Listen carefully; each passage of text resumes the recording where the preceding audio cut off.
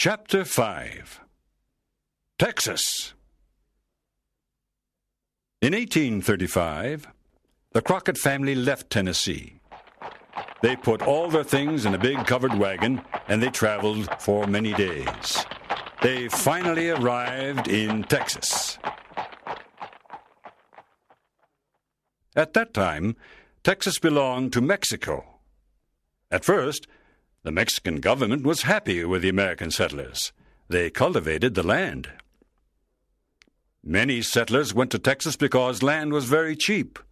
With a little money, a settler bought a lot of land. More and more Americans went to Texas. There were about 20,000 American settlers in eastern Texas.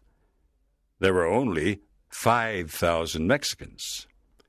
The Mexican government did not like this. There were too many Americans. Mexico decided to close its borders. The American settlers were very angry. In 1834, the Mexican general Santa Anna became the dictator of Mexico. He was a cruel man. He sent his soldiers to the Mexican border. He did not want the American settlers to enter Mexico. By 1834, there were more than 30,000 Americans living in Texas. They wanted Texas to be an independent American state.